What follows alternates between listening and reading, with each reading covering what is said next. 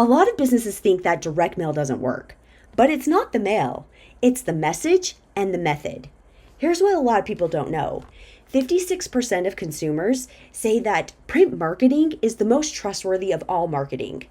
And the average postcard lives in a home for 17 days. That's 17 days of fridge time, countertop time, or in that stash that people actually come back to. So postcards definitely have staying power. It's all about sending it to the right person at the right frequency and with the right design. Let's dive into the design part. All right, so we have here some tips on an effective postcard. What a lot of people get wrong is they think that their logo should be the most prominent part of the postcard.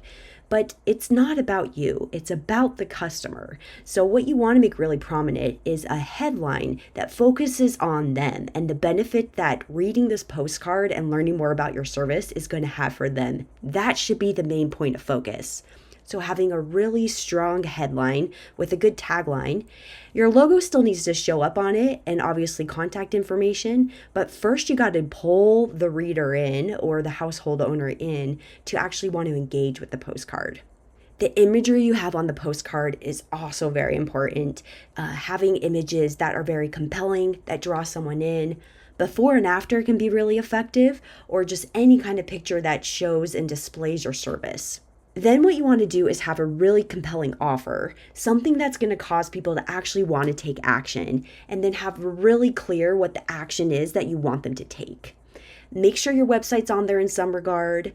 Also, a QR code. We have trackable QR codes, so you can get an instant alert as soon as someone scans your QR code. And then it's also a good idea to have some sort of social proof or a review to give credibility to your business.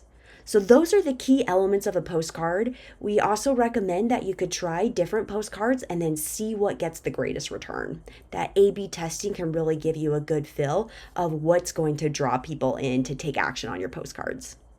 If you need help on design ideas, we have a whole library of templates you can go through to completely customize and make your own.